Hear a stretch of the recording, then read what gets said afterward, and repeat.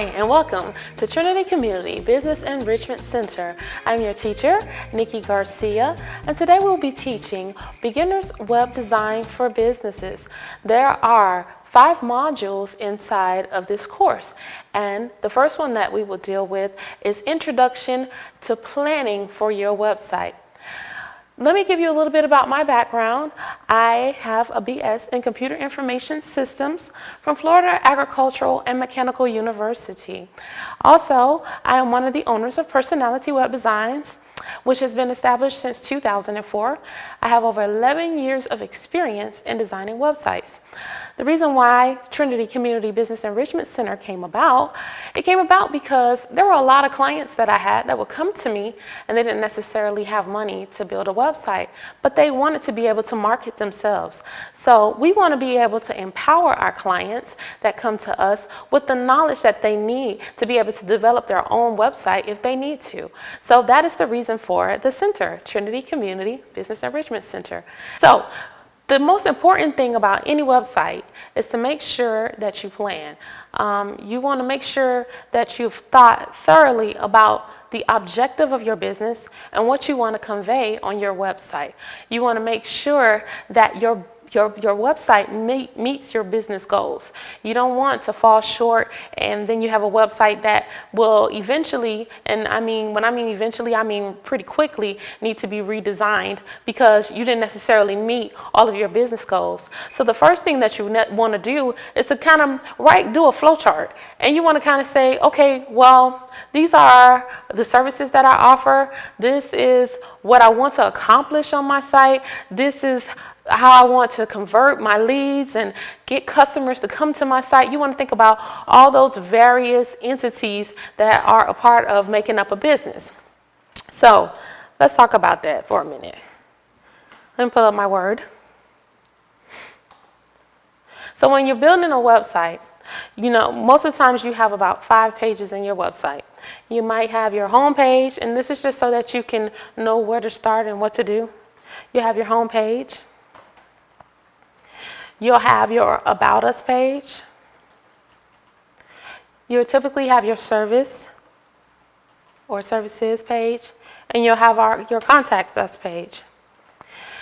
This is a basic informational website. So the only thing that you want to offer is to be able to just make your web presence known, and you just want to give some information to those people who are inquiring about your services, then this will typically be what your site will kind of flow with and what it would look like. You have to also realize that on your homepage is the thing that invites people in. So you want to make sure that when you're developing your homepage that you are showcasing things on it that will lead them to other aspects of your website. You don't want someone to come to your website and not be engaged. So you want to kind of think of your homepage as like browsing in a mall, looking at a window and window shopping. And the thing that lures the person in is what kind of outfit they put inside of the window. So you want to make sure that your homepage is inviting. You want to make sure that your homepage is exciting. You want to make sure that it showcases the various things that you have on your website. So make sure that when you're planning your website, that your homepage is the main thing that you kind of give some focus to, next to the structure. Okay, now if you're going to do a store of any sort, then of course that would be something that you would have to add on. I would typically say we add that in between services and Contact Us. And stores, when you add a store to your website, that will now make your website an e-commerce site. And so now you'll be able to sell items. You want to think about what kind of shopping cart do you need? Does your shopping cart need to be something that is real simple, or something that you can just go and buy and just have something that you plug into your site? Or is this something that you want to have developed because you have things that maybe your typical shopping cart might not be able to offer you? So these are the things you want to think about. You also want to think about, do you have your business PayPal account? Because PayPal is like the it thing. There are other things, there are other e-commerce gateways, payment gateways that you can use and you can utilize even with your bank as a as you have your merchant accounts and things of that nature.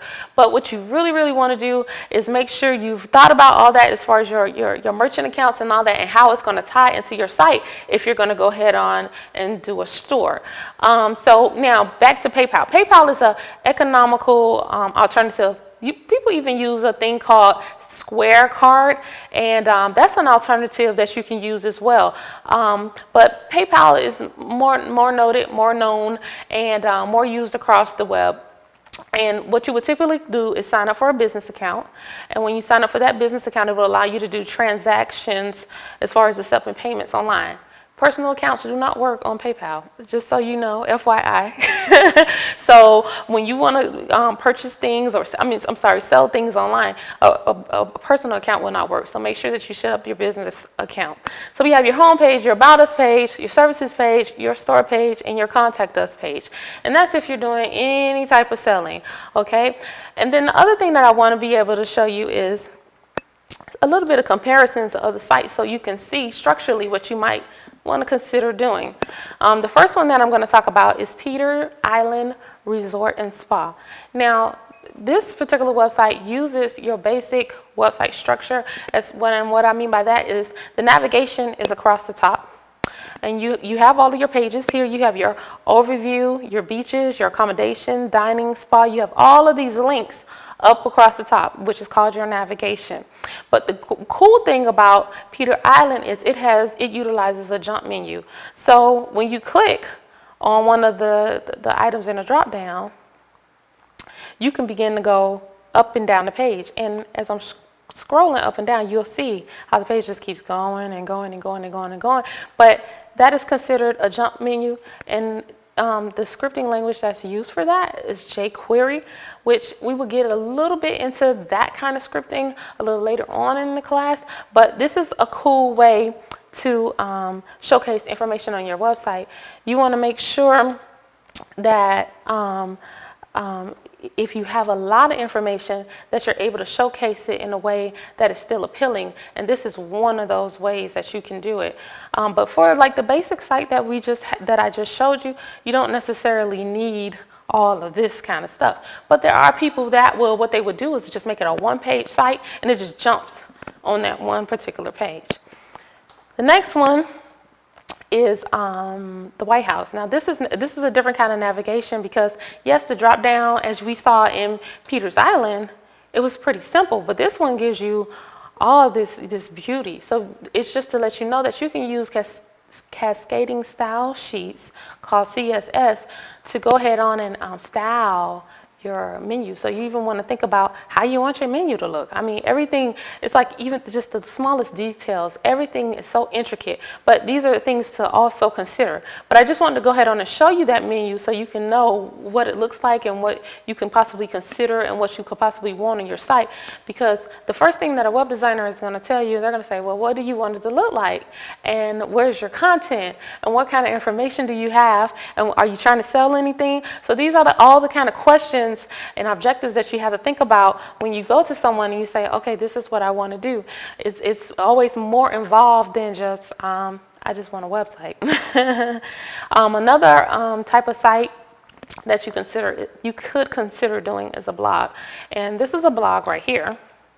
And what blogs do is they just give you a bunch of articles, and those articles can be archived, or you can use it for just because nowadays WordPress is real popular, and WordPress is a big blog, but it allows you to have the functionality of like single sites, like a single page, and like make it look like it's just a HTML site, a basic HTML site, but still have the functionality of a blog. So this is a blog, and if you're a blogger or if you like to talk a lot, you're a writer, a publicist, or something like that, you might like to go ahead on and use a blog for that reason.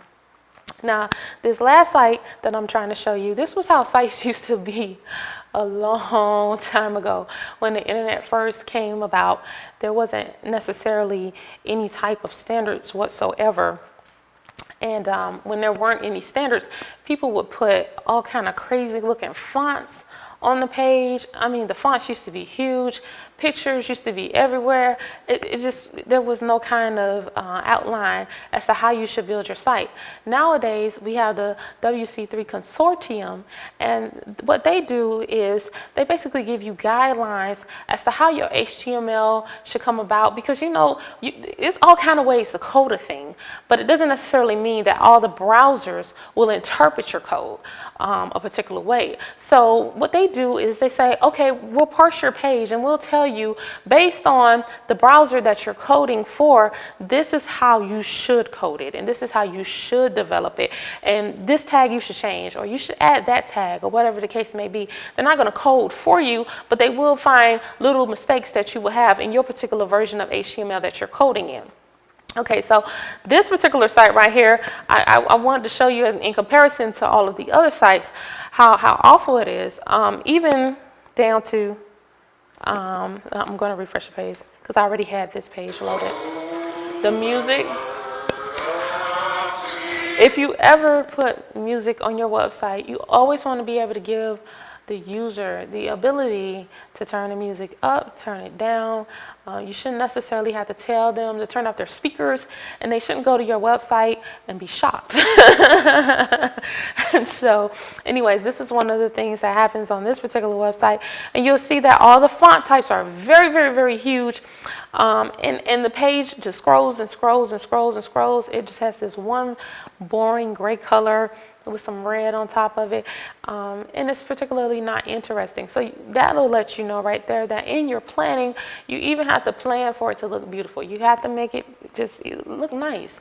Any website that is hideous to the eyes or hard on the eyes, colors like bright reds and yellows and oranges, if they're too strong on the eyes and they're not laid out properly, then they're a deterrent, and then somebody's not going to want to see your site. Okay, so that's me doing the comparisons of sites and me letting you see different ways that you can develop your web pages.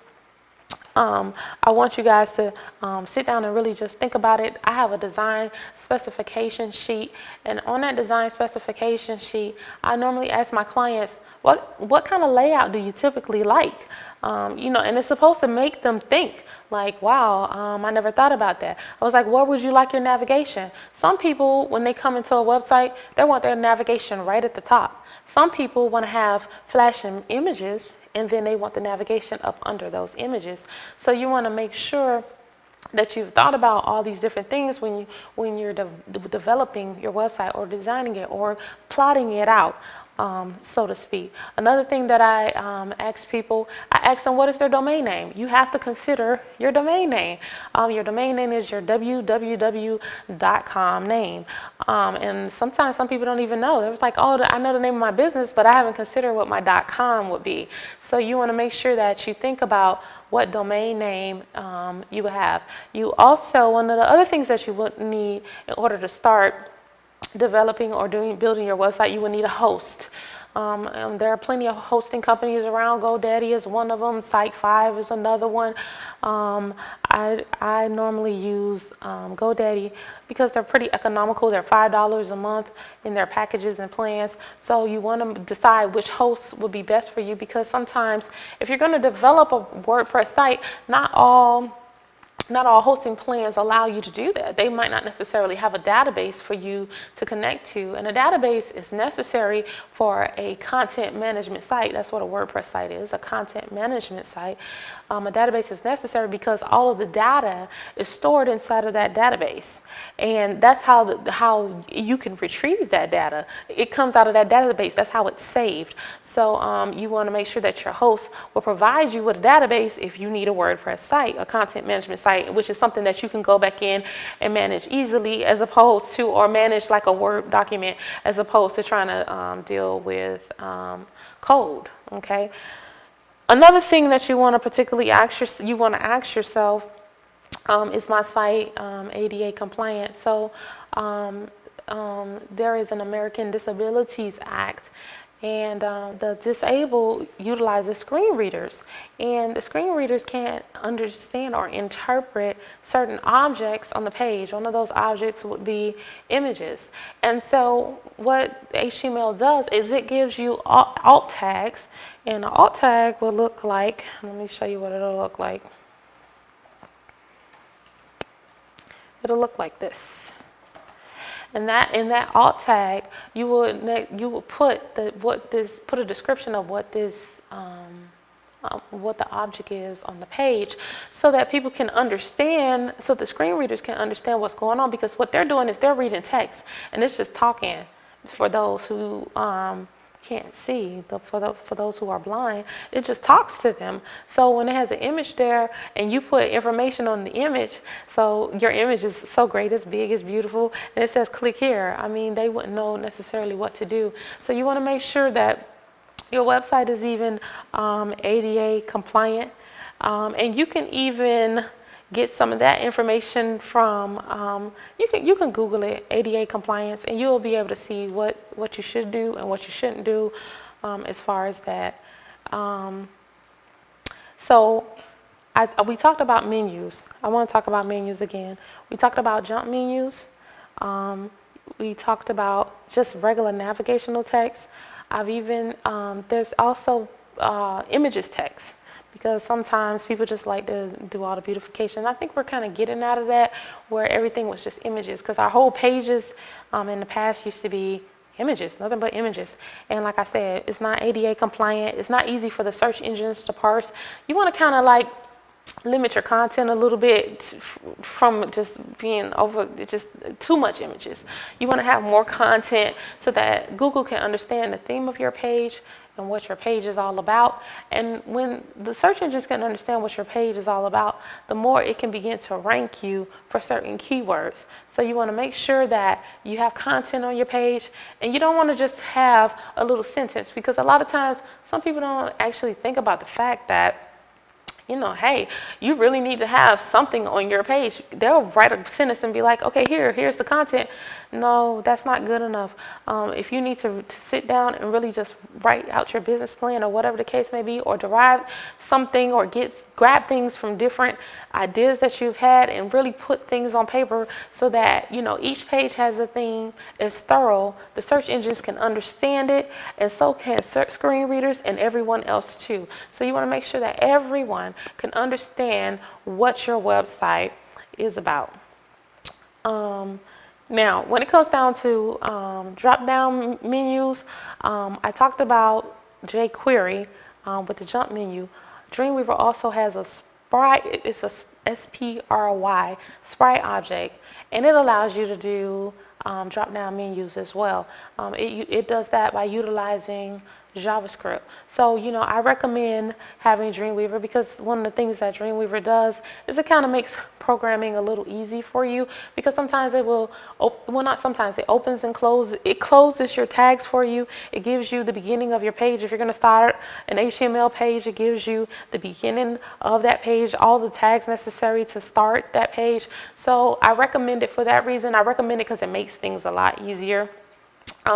It would be considered a what you see is what you get editor, and a lot of people kind of hate those kind of editors, because Front Page has given those editors kind of a bad name, because Front Page used to write your code ahead of time for you, or alter your code. So if you copy and paste something out of Word, it would take the markup language from Word and stick it inside of your code, and that wouldn't necessarily be HTML, and then you have to go back and clean up all your code. So because, you know, some editors have given what you see, what you get editors bad name, people don't really like them. But Dreamweaver also has a straight code aspect of it, where you can do split code and design mode and code mode, and it doesn't do anything outside of like closed tags that you have opened, and you really shouldn't have those kind of complexities in Dreamweaver.